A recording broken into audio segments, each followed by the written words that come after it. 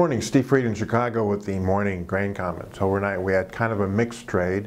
We started out beans lower, a little bit of profit taken from yesterday's rally, and there is some rain across the central Midwest that's moving across. Quite a bit of debate going on right now with the soybean crop 2 weeks ahead of normal.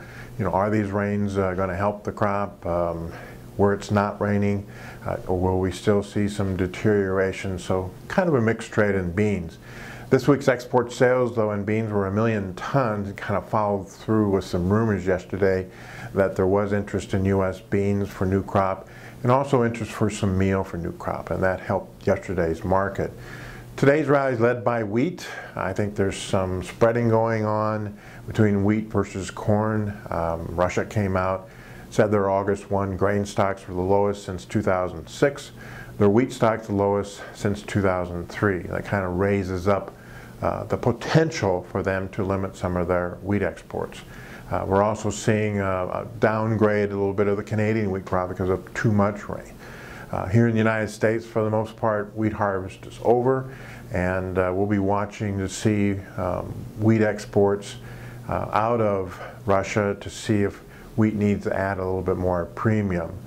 We are going to get some rains across the dry areas of the U.S. Southern Plains favoring Oklahoma and Texas, but it's still dry for the 2013 crop. Corn's kind of stuck in the middle at just above $8 a bushel on the December. That's a very high price going into harvest, but obviously crop is lower because of the drought. We heard some yields coming out of Iowa below 100 bushels per acre. We heard some southern Illinois yields below 50 bushels per acre. Central Illinois somewhere between 80 and 100, but test weight low. Indiana yields at 30 bushel per acre. Missouri 40 bushels per acre. I mean, that's a big chunk of the U.S. Midwest that's got well below corn yields versus normal. So that's kind of raising the debate again about if the final corn yield will be below the August crop report. Do we need to rally prices to ration more demand? We have a cattle on feed report this week. It should show cattle on feed about 101%, but placement's only at 91%. So again, the dryness in the pastures and the higher corn prices is reducing placements.